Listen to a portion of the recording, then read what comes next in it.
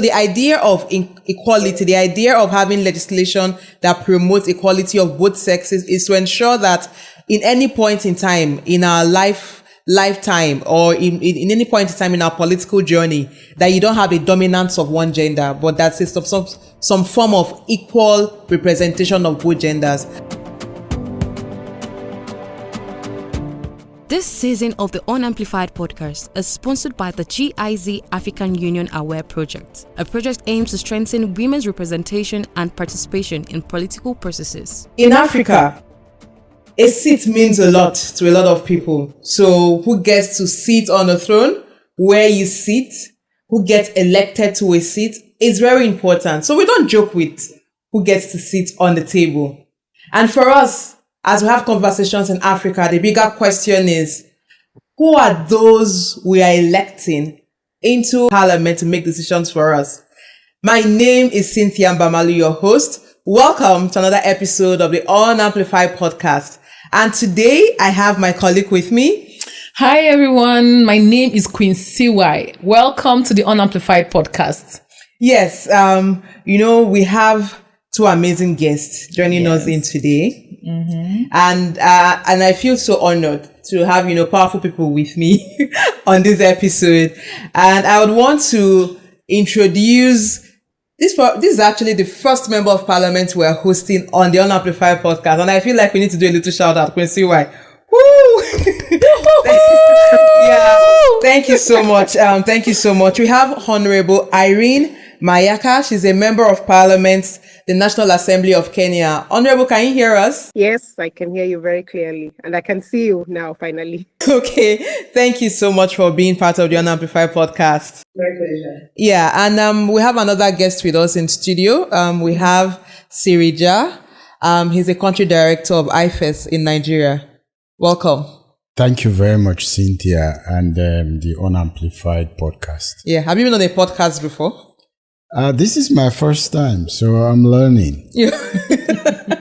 You're learning, indeed. Yes. We started talking about the power of a seat. Yeah. And I remember stories I've been told of, the ancient time or the pre-colonial time where there were wars fought just over who sits on the throne. Mm-hmm. A lot of wars have been fought about who gets to sit on the throne. And after that, you have debates on who sits on the inner council in the Council of Chiefs, where I come from, the southeastern part of Nigeria. We have conversations around who represents us in the Council of Elders, the Council of Chiefs. The seat in the inner council represents voice. It means your people has representation in that Council of Chiefs. It represents presence. It's also a symbol of privilege. It means you have your people represented. And if we bring it to democracy, the question is, are we intentional in deciding who gets to sit either in the legislative house or in the executive? Are we as intentional, as serious as the people of old took it when it came to who represented them in the inner council? Do we take it as serious as they did? And so this conversation today, honestly, we're looking at the power of a seat, getting more women in parliament. And you've done a lot of work around and within the continent, in Nigeria, around electoral participation, around inclusion. What has been your experience so far when it comes to women electoral participation and political inclusion? Thank you very much, Cynthia. And I'm very much happy to be part of this discussion. Yeah. And to contribute a little bit that I know with regards to this topic. Across the continent, there has been a mixed bag of where there are some wins, there are some promising areas, and there are very, very steep challenging areas. I would go back to your question where you start by whether the legislators or us participating in democracy are deliberate enough to decide who gets to sit on these powerful seats. Yeah. I think the authors of our laws, they are in some countries very deliberate. Mm-hmm. In others, it's just an afterthought of who? Well, they might have been deliberate on one gender and then an afterthought on the other. Oh, the other, yeah. And so that's the struggle that Africa consistently finds itself. As you may know, the equal participation of gender in democracy in itself in Africa is not a new thing. But if you look at recent times, it's been sold as if it's a new thing. But it's not. It has been challenging right from the beginning. So if we go back to where we are, for instance, in Nigeria, and your struggle in ensuring that there is parity, or at least some semblance of a recognition of the importance of women participating in democracy. The other sectors of this population would argue.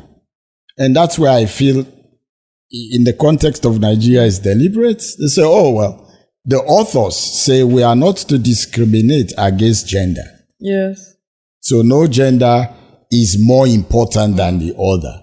So in that sense, they feel they've given it equal weight to compete and let the people decide who sit on the powerful seat. Yeah. Is that how we want to go? It's a question you ask yourself. In some other countries, even outside Africa, in Asia, for instance, in Afghanistan, in their 2004-2005 legislative elections, it's predominantly an Islamic nation. But they decided, they were deliberate because they were rewriting their laws and say we have quite a large portion of women. And so it is important for national cohesion and development to include these women in the governance of the country. And in this, because now it's a new system coming in, they were very, very deliberate. And so they get a special seat. You just mentioned maybe Sierra Leone is lucky in that sense. Quite recently in 2023, there has been a consistent ask and fight for that. But it came. Sometimes, politics is a contention of interest. Yes. And so the politicians decided that perhaps this is the time to look at this. And so they passed what they call the GWE Act, the Gender Equality and Women Empowerment Act. If you look at that act, it is very, very powerful. Perhaps when I look at other acts across the continent, I think the intention is very clear there to ensure that at least there is 30% representation of women. So my experience, like I said, and going back to Kenya, in the East Africa, you can say they are probably way ahead of us and maybe learning from the struggle they have, what are still the challenges that are present there. So you have challenges in Nigeria, you have promising things in Sierra Leone, and of course, you have Kenya, who is way ahead, in my opinion. I may be wrong. But that's the experience I have, having worked probably for more than 25 years in this industry. Yes, lawmakers are deliberate. I want to say some of them are very, very deliberate to exclude women in the participation of democracy. Some, it's an afterthought. And some is as a result of the realization of modern democracy that they now go back and say, we need to rewrite this wrong and ensure that both gender get the opportunity to sit in this powerful seat. Yeah, when you were talking, you talked about how sometimes lawmakers are deliberate to exclude. And then how do we get back into the conversation of having a process of rewriting laws to ensure that both gender are equally represented? And I'm going to be bringing in Honorable now, because I'm glad you made reference to Kenya. I remember 2021, 2022, when we were in Nigeria at the time pushing for our gender bills to amend the constitution for affirmative action and all. We had some sessions and we had Kenyans in the room share experiences to Nigerian women that, oh, this is what they did in Kenya. This is how the women struggle achieved some kind of results. And we took a lot of lessons from Kenya, lessons from Sierra Leone, lessons from Senegal, from South Africa. But our build still failed in Nigeria. And currently in Nigeria, we have just 4 senators of the 109 senators that are women. And so just 4 of the 109 are women. We had, at the point of election, 17 of the 360 members in the House that were women. Although we lost 1 this year. So we have just 16 of the 360 that are women. And in the Senate, 1 of the 4 women have been suspended. So you can see that Nigeria is performing poorly. We're under 5%. We're around 3-point-something%. Honorable, you've been in the National Assembly and you've also been in active politics in Kenya.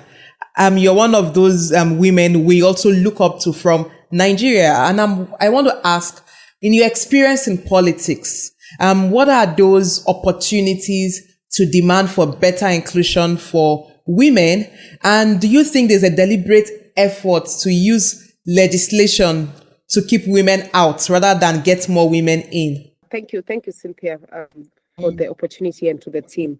I was just listening to you giving the numbers of the Nigerian composition of women in the Senate and National Assembly. And I'm like, in Kenya, we have more than that, but we've also really been pushing hard because for us in Senate, out of 47 members, we have 18 nominated women and 3 elected. So that makes 21 in a total, a house totaling 67 members. And then in the National Assembly, we have a total of 47 women representatives, 26 single constituency MPs, and 6 nominated. So that comes to a total of about 87 against a total of 349. You would say we are doing better than Nigeria, but for us, we still feel like it's not good enough because our constitution has the 2/3 gender as part of the constitution. The problem has been the implementation of that. And there have been quite a number of struggles and actions and civil rights movements following up on that. We even had the previous Chief Justice announcing that Parliament stands dissolved because it doesn't meet the 2/3 gender. I thought that in essence was ignored. But for us, it continues to be a fight that we have, and it continues to be something that we feel like we don't want to give up. However, in terms of our members of county assembly, they have managed to achieve 2/3. And why they did that is because we had the what we call an organization called FIDA, that is an organization of female lawyers in Kenya, that really the war on that back in 2017. And because of what they did, and they went to court to even stop the swearing-in ceremonies of the members of county assembly until the 2/3 gender was achieved. So in terms of our county assembly for the 2 general elections, 2017 and 2022, they have been able to achieve that. I feel like this is a war that Africa should join forces in how they approach it. Because if we keep doing this in isolated manners, in terms of Kenya fighting on their own, Nigeria doing the same, and different other countries, then we'll never be able to achieve it. Because South Africa has achieved it. Our neighbors in Uganda have been able to increase their numbers significantly. Ethiopia has achieved it. Tanzania is going in the right direction. So if we have countries that have been able to do it through the legislative process, I think the rest of us can also do the same thing. Because the one thing that we keep telling, especially the men in Kenya, in the legislative space, is 2/3 is not necessarily about women. One day, women are going to be more in these spaces, and the men will want that same 2/3. So if they do not help us to fight for this, then I mean, with how women are performing so well in these spaces when they're given these opportunities, we might as well overtake that, and then they will become 20 years from now, they'll be the ones who are fighting for the 2/3. So for the benefit of both men and women, I think even the men really need to join this war, we want to have more of the he for she campaigners out there who are really the voices for ensuring that we have fairness within our leadership spaces, both public, appointive, and elective positions. That's a very good way to begin that on how we actually need men to take this seriously. It's not just a women conversation, because you said something honorable. Today we're talking women inclusion. In some years' time, who knows?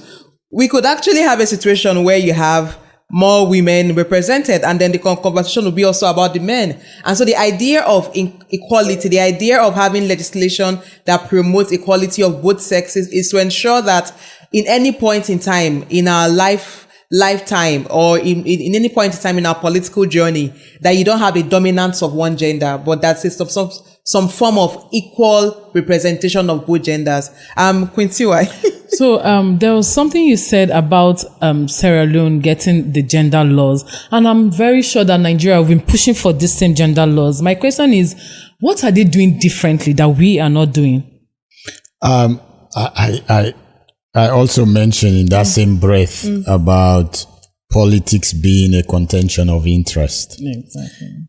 And so sometimes if you keep pushing, the right opportunity just emerged, and then you take that opportunity. Like I said, Sierra Leone has been there for a very long time pushing, but the current government was also introducing things that perhaps the moral guarantors of democracy would not be happy, and therefore they use this as a leverage. That's my opinion. To say, okay, we have Dewey Act, we can look good to moral guarantors, maybe ECOWAS or the African Union, to say our government is serious about inclusion. But also these are things introduced very close to the election. Yeah. And so the opposition, even though perhaps they may like what was happening, but certainly they were crying foul that it's part of the things that should not happen 6 months to an election. So obviously that's the opportunity that arises. But if you go through the Dewey Act, you would definitely congratulate the current government for doing that aspect. I think they have the right laws, but I go back to what the Honorable mentioned. Implementation is the key.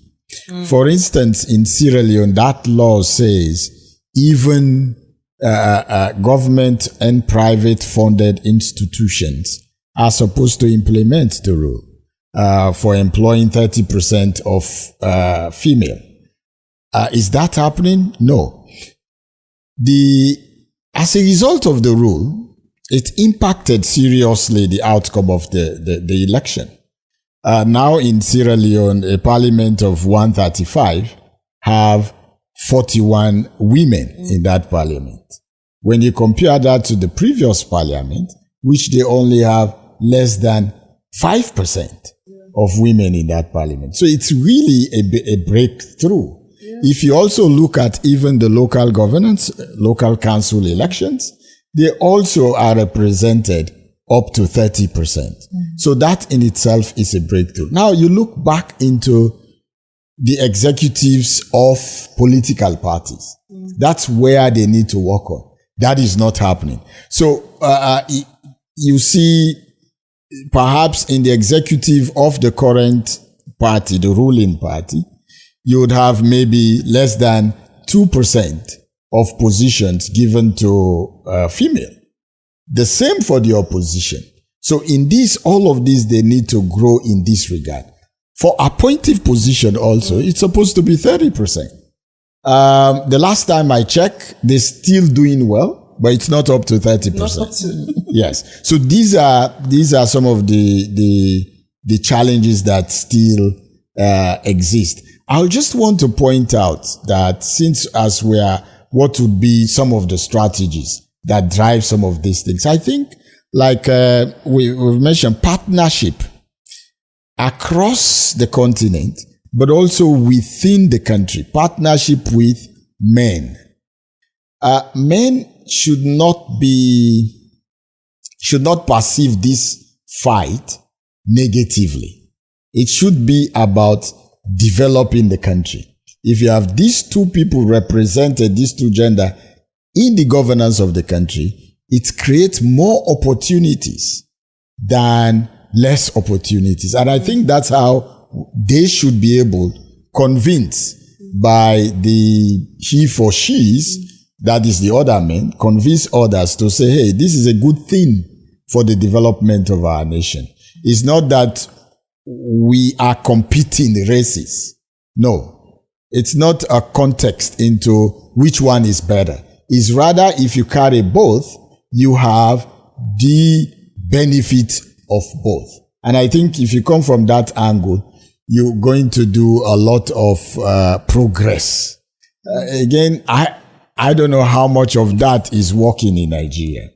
Honestly, in my experience, and when I talk to, when you do trainings and you bring this to people, stakeholders, and then that's where you see the men have a way of smiling or laughing or this, and then you see the little bit of resistance. I feel that what Nigerians can do, in addition to some of these things, it's also a partnership of educating those who are important in this fight.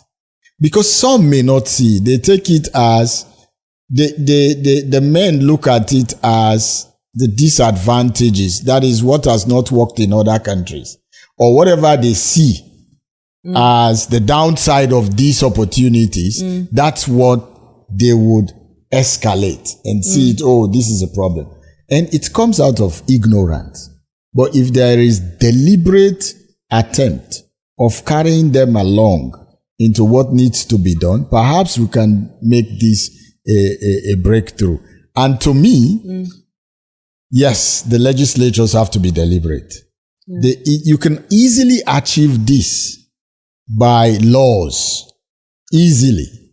And this doesn't mean you're lowering agenda. It's just like football. If you've not been introduced to a game, bring somebody to the game so that they will play and see whether they like this game and be part of it. And that's one thing I like about the Jewy Act in Sierra Leone. Even the reserve seats are rotational.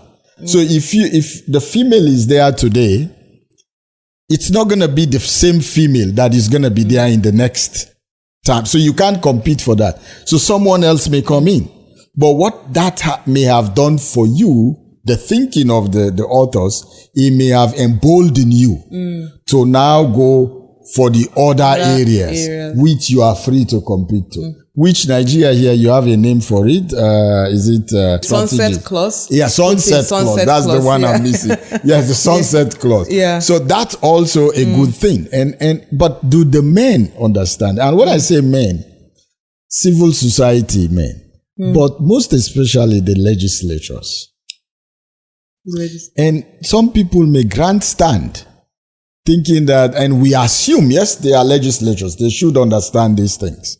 But they probably have a parochial understanding of these things, which perhaps if they have the opportunity of listening to your podcast or sitting with you, they may be able to move away from some of these things. You know, when you talked about the Sunset Clause and also how sitting down with men, you know, I told someone the other day that I think I'm getting exhausted just advocating for women inclusion. And that is because I'm jealous of other countries in Africa. I think a lot more countries in Africa are friendlier to women and a lot more sensitive to gender issues than we are in Nigeria. I'm not sure why that is the case, because we're supposedly all African with our several peculiarities. But if you think about the advocacies in different countries, if we talk about Kenya, we talk about Senegal, Sierra Leone, even Zimbabwe, for all the flaws when we talk about their democracy, but the advocacy yielded results. Ghana recently, last year, passed the Gender Equality Act. But in Nigeria, it's been every assembly, it is killed. The bill is killed before it even makes it far. We're back again on it, and we're fighting for another period of amendments, you know, pushing for reserved seats for women. Those reserved seats will be contested by only women, but the provision is also, this does not stop women from contesting from the other seats. And then a sunset clause that we would have this running for 4 electoral cycles. And after that, and the idea is, let's make women competition in elections the norm. Let's do mindset shift and changing orientation and imaging of women by giving more women access. After a long period of time, people will get used to women in the space and start voting for women. And so, Honorable, just listening to the Sierra Leone experience, and I know a lot that has happened in Kenya.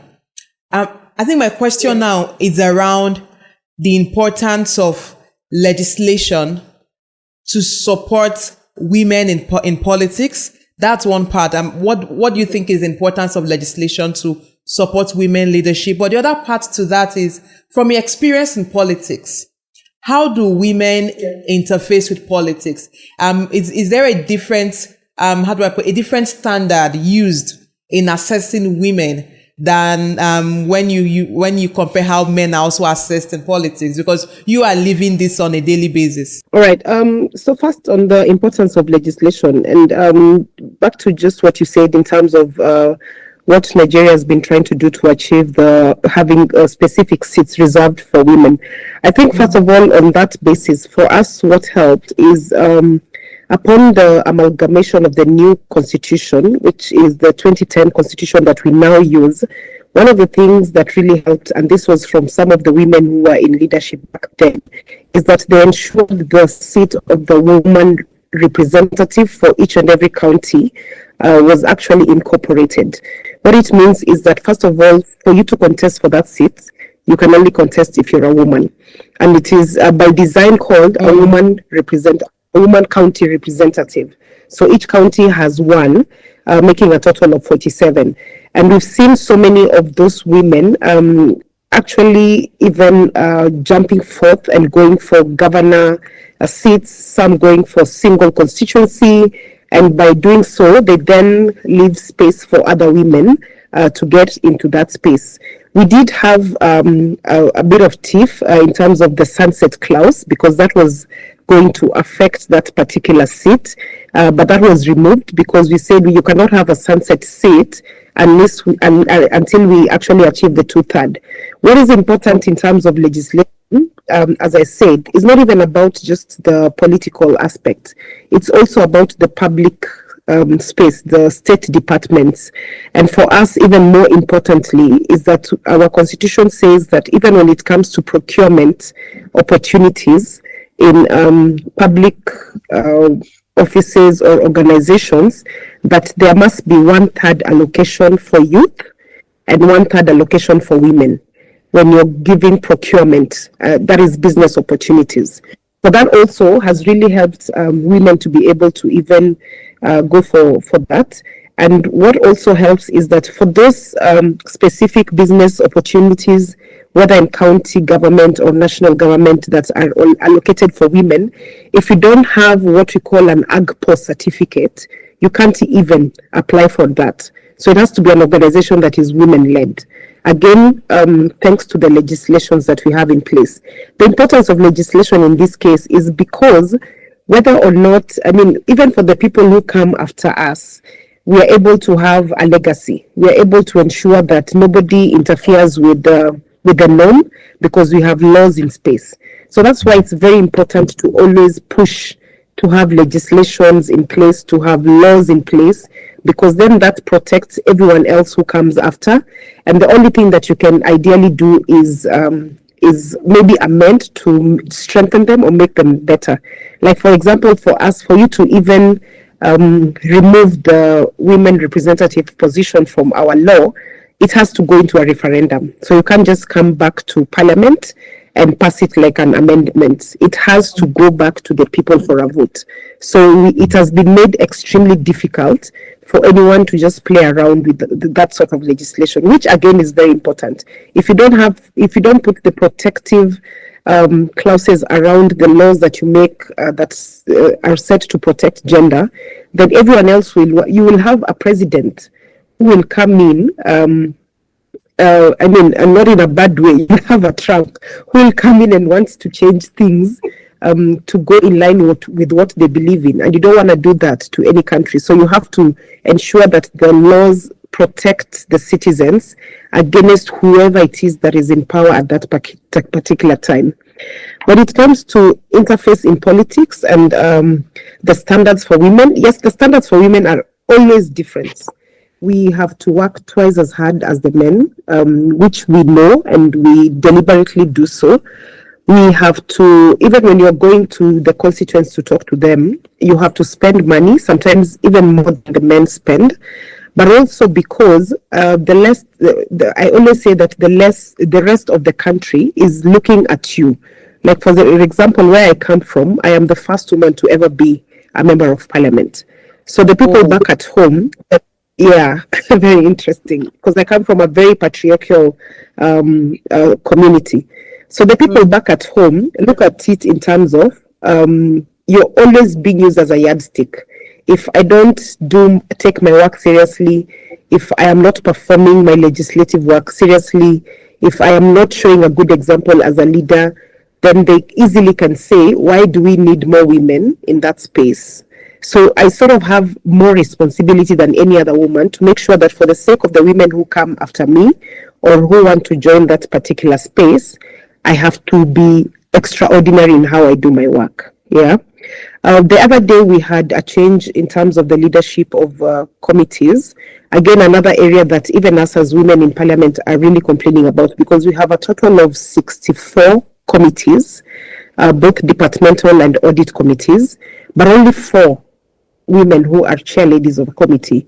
So I had the privilege of being nominated by my fellow members of parliament, who are all male from my community, to be a chair of a committee, which is something that was never heard of from my community, that the men in your community decide that you're the one who should take that position.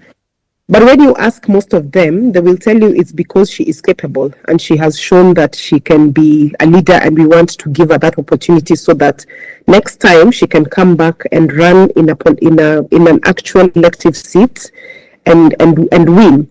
So again, for you to be able to get into even that particular space, you have to deliberately show the men that you can add value.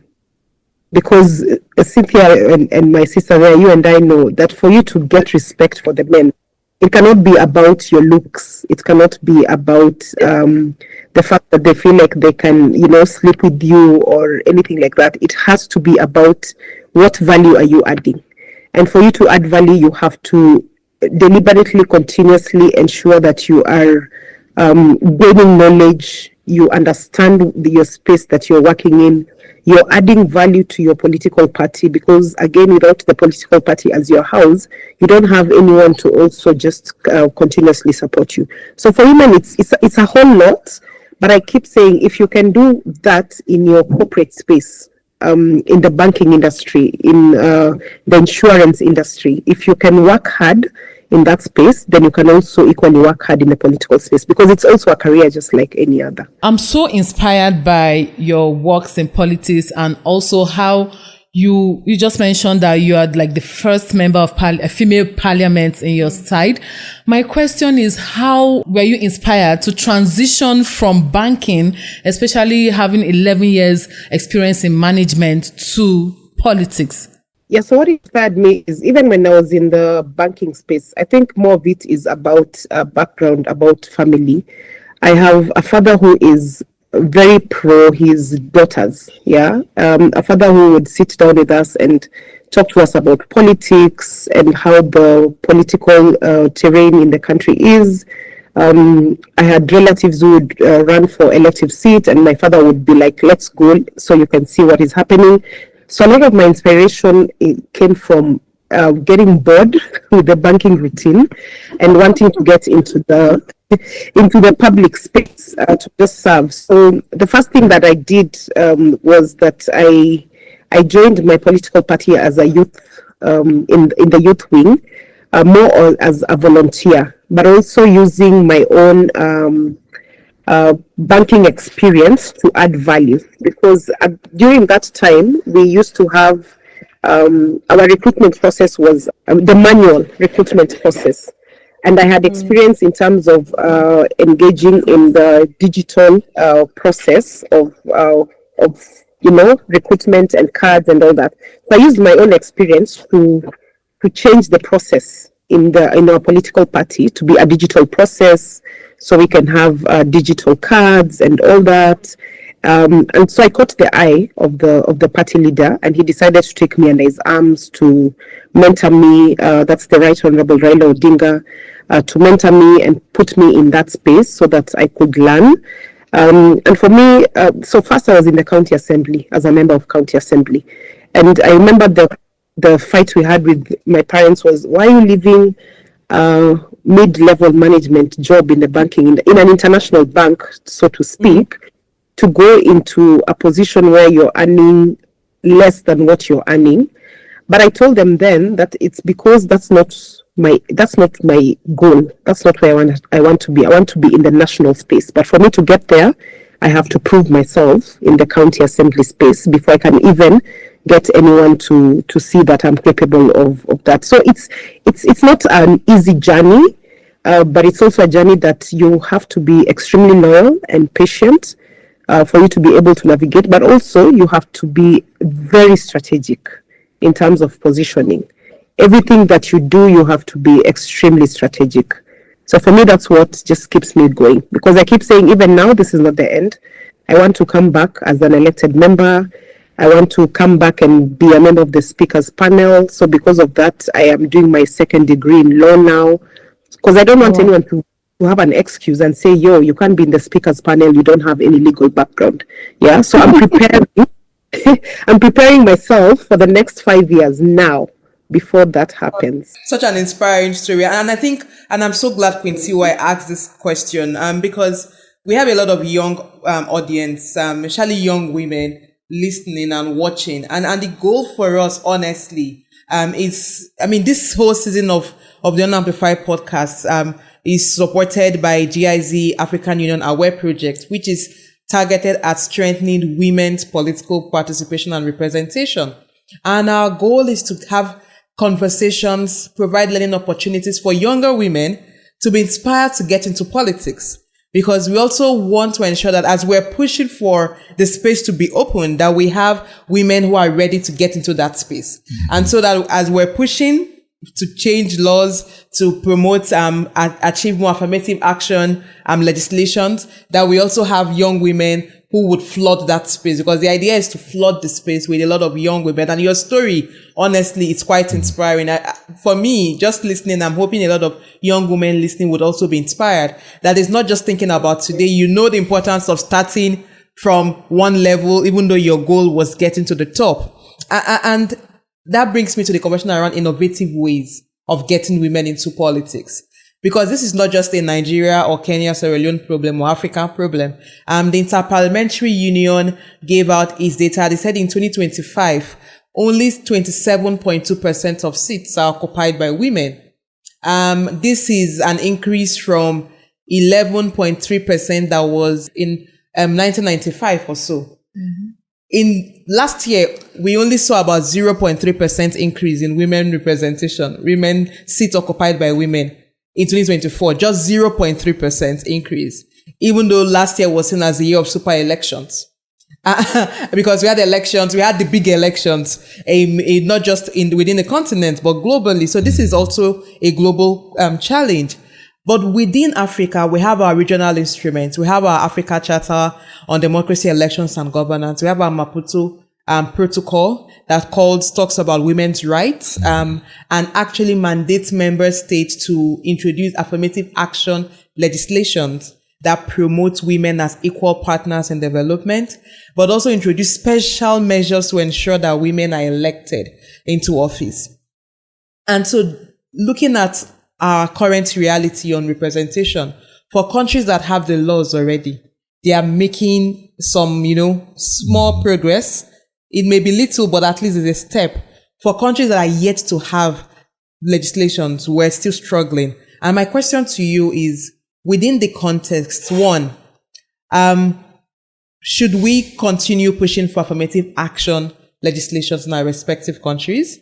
And secondly, what innovative ways Are there innovative ways rather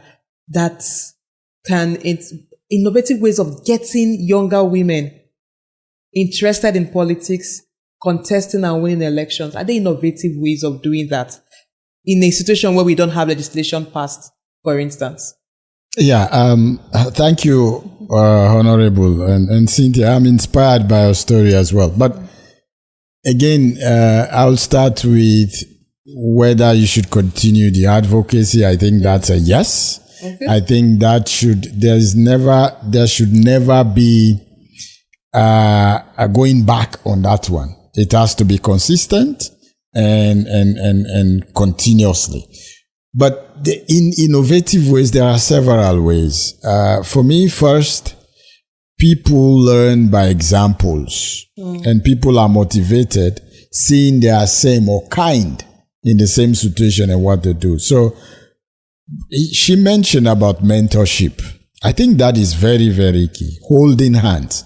I've seen a lot of strategies around international development partners and donors. The downside I feel is to hold hands. You can give sometimes most of the training that somebody needs, and training is important, capacity building is important, but that mentorship is very, very key to move these people to the next level. And so if you have 4 women as elected as parliamentarians, you want them to be at the par. And therefore, what donors can do and development partners or people fighting for this issue, for this on these issues, should encourage mentorship 2 ways: political party mentorship, that is within the party itself, and then also those who have been there before, those before them coming in and holding hands. For instance, I can give you an example in Sierra Leone. Well, I've not been there for quite a bit, but I believe there is going to be some expectation of women that are elected, this 30% that have never been there. And so my question have been to them, what are you doing to help those who are currently elected as legislators, in the legislature, as parliamentarians, and those who are ministers? Work with them, build their capacity, mentor them to perform. Honestly, I don't want to compare genders, but I think women are more trustworthy. And that's why sometimes when I look back in my colloquial ways or the way we were raised, you can say so many things to a man in public, but you really have to be careful of what you say to a woman in public.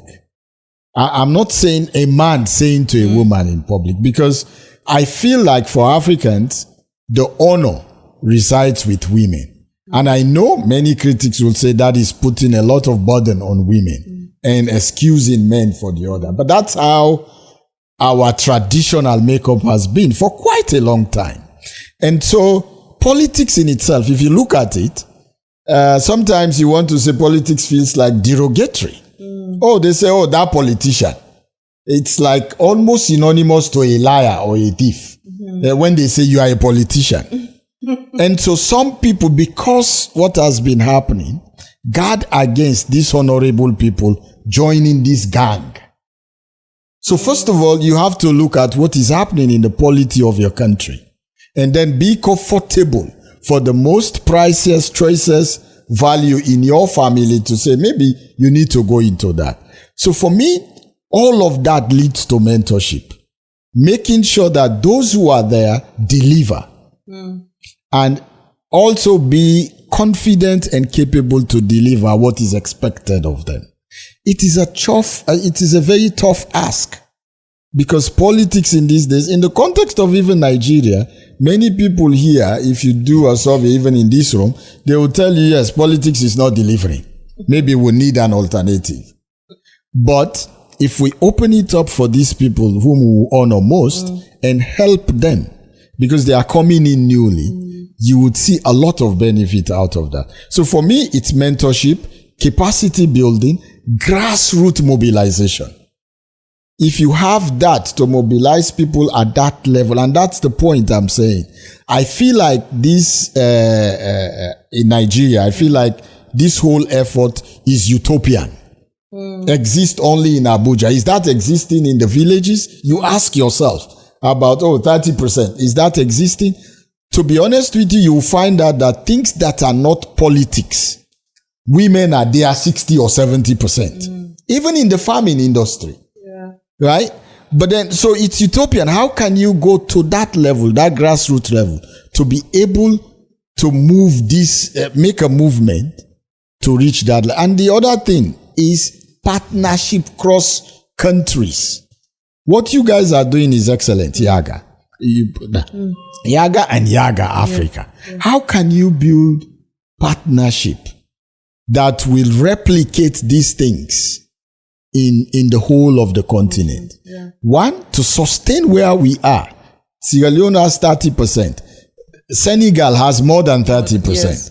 How can we sustain some of these things? Even Liberia has a very, very good leverage in this. How can we sustain this so that it being viewed in the positive and it's impactful to the development of the country? Because the whole of politics is about how you move the people to the next level. If you can't do that, then it's zero-sum game. You can't get any way forward. And that's why politicians are being called so many names. And that, for me, that's why I believe that women should take over this business. And then we see. It's not even the 30%. It's taking over this and see what's going to happen to that. Yes. Thank you. I love you, and Honorable agrees with you also, because we talked about women taking over this, and I wanted to bring Queen TY, because you said something about how politics is now. And today we're talking about the power of a seat. And he just said, in fact, the things women should take over. Do you agree with him? Yes, I totally agree, especially where he said we needed mentorship, capacity building. I feel that, yes, we need all this, but we still need to support these women financially to be at the top. Yes. Because you can remember during the 2023 general election, there are some political parties, yes, they reduced their fees on ticketing for women to participate more, particularly at the national level. But it seems to me that it's a camouflage. Yes. Because even after reducing the fee, it was as if they will go behind, and the people that will pay them more will take the tickets. Yes. And that made some women not to come out. And at national level, I don't think we have enough women. I think one or two women came out. They are not even for the presidency, governors, and all that. Yeah. They had more at the legislative level than the national level. And I feel we need to support them more financially, create avenues where they can see finances to help them campaign for Quincy, government. I'm 100% with you. Yes, finance is very, very key. Yeah. Yes. And that has even been used as an instrument to discourage women participating. Yes. Money has been used as an instrument to keep women away. Honorable, I'm bringing you in for your last shot, and I because we want to inspire a lot more women, especially younger women, to get into politics. What would be that message you have for young women? Tying it to why the seat is important, why having a seat in government is important. What would be that message for young women? Thank you, Cynthia. I think my message for young women is that, first of all, let's get rid of this notion that politics is just meant for older people, that you actually begin your career in politics.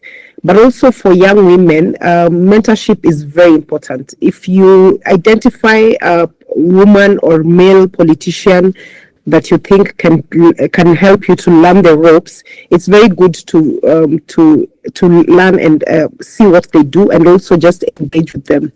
Secondly, is about identifying a political party that you feel like is in line with what you believe in, because being part and parcel of and a member of a political party is very important, because you get to benefit from some of the programs that they already have. I don't know about Nigeria, but I know for us, every political party in Kenya must have a youth league and must have a women league. So depending on your age, if you're below 5 years old, then it's good for you to be a member of a youth league in your political party.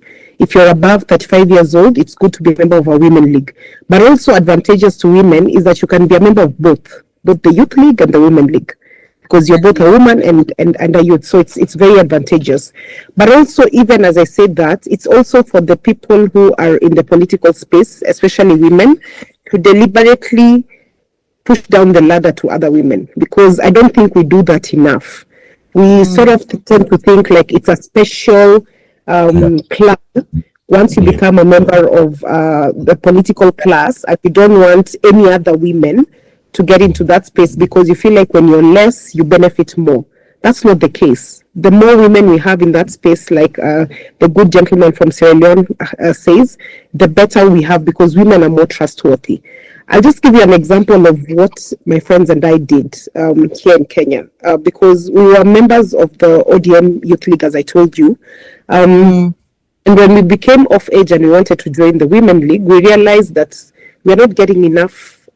We're not able to navigate enough in that particular space. Again, as I said, because of the older women who feel like this is a special league that you shouldn't join.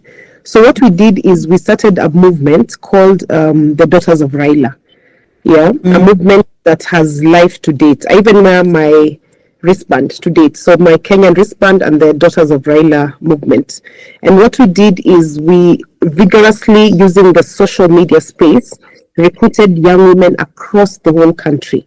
So we have representations in terms of chapters across the whole country of women who, young women, both professionals in different spaces that were volunteers in the general election. So anywhere we would go for, because I was a member of the national campaign for my presidential candidate. So everywhere we would go, I would make sure that the Daughters of Raila are the ones who are giving T-shirts. They're the ones who are arranging the where the guests are going to sit.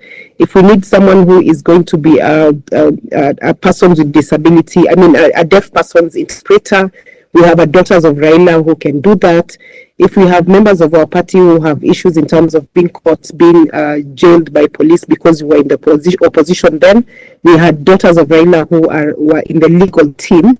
So that was deliberate, strategically placing young women in different spaces. And one of our biggest gain when you look back is that in 2022, after the general election, one of us got nominated as a senator. 2 of us are members of National Assembly. We have 11 of us who are nominated as members of County Assembly. We have 5 of us who are ministers in the County Assembly and chief officers. And it's a group that continues to exist. And it makes young women feel very excited joining this space, so that any one of them who wants to run in 2027 already knows they have a sisterhood around them. So again, sisterhood is very important. So anyone who wants to be a politician, it's very good to be in a space of sisterhood, because, as we said, people assume politicians are liars, politics is dirty, they don't want to get involved. But if you have a sisterhood, because even to date I still have that sisterhood, if you have a sisterhood of people who you have the same kind of thinking, you align in terms of wanting to be in that political space, then it helps. So that, for example, Cynthia, if I have a church fundraiser back at home and I go back to my sisters and tell them, contribute for me, even $100 or $10, whatever amount you can, and let's go together. It makes a whole big difference, for anyone who wants to be in that political space when you have that. So it's mentorship, sisterhood, being a member of a political party, and also basically doing your homework in terms of where is it that you want to run, and also not thinking that because you're young, you shouldn't be in politics. Thank you so much. Very fantastic points, because when you talked about mentorship, sisterhood, and even how that could enable fundraising and what have you, it just got me thinking about even Quincy-wide, the way we raise funds when our friends are getting married. we contribute money. Yes, to support, to plan bridal shower. Exactly. Even create a group. Yes. Where everybody will they'll drop it in the group, the bride will leave the group. And, they continue sourcing for funds for different activities for the bride. So if we can do that for weddings, why have we not taken that strategy for politics too? Exactly. That if we have a sister who is contesting, we build a sisterhood around that sister and provide support to that person. And I think, Honorable, you've made very important point. And I hope that the young women listening understand the value of getting in this space early. Politics is for everyone, getting in space early, but also building that sisterhood and an alliance within the political space. So even when you're excluded, you form your own alliance to put yourself in. And I want you to get your pattern shots. What would be that message, and what is your call to action to everyone? And it could be to the government or to young women or to young people or political parties. What's that call to action? So to start with, I want to say things are changing. And the most important thing is to be part of the change. If you go against it, you just walk in against the wind. So it's very, very important, whether for young, old, upcoming, the landscape, democracy in Africa in large is changing. And it is just important for participation, equal participation in this process. And we're never going to go back. So it's very important for young people to be part of it and joining the game early and building partnership and alliances. I think that is very, very important. For the he for she's, that is current political party leaders, should recognize this change and work with it. They have to form a base that encourage women. And by so doing, I believe they are in the right direction to build their political parties. For the nations, it is just important that this is the moment and we have to keep going at it. For Nigeria in particular, my country. Yes, I wish it its best. I think it has a lot of very, very well-meaning human beings and very, very capable and intelligent people. Is to just recognize that perhaps this is what needs to be done for Nigeria to realize bigger gains in democracy. And I want to finally say thank you once more for having me in my first podcast. I thought it's going to be audio. Okay. So, but then I was informed with video. But I think this is very, very good. Thank you. No, good to have you. And I'll leave it to my colleague to do the shout out, my co-host.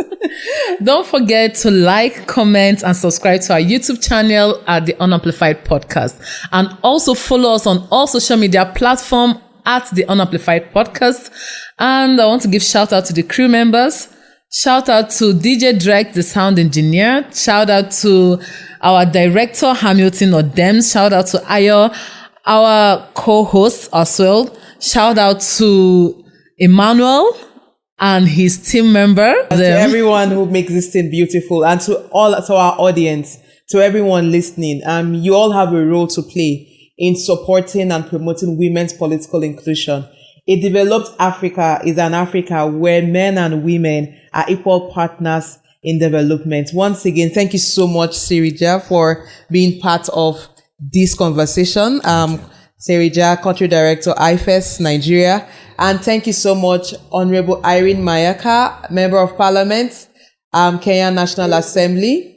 And we've learned so much from you today. And I hope to pull you back to another episode of the Unamplified Podcast. Thank you very much. Thank you. And it's a wrap. When you're on, you're amplified.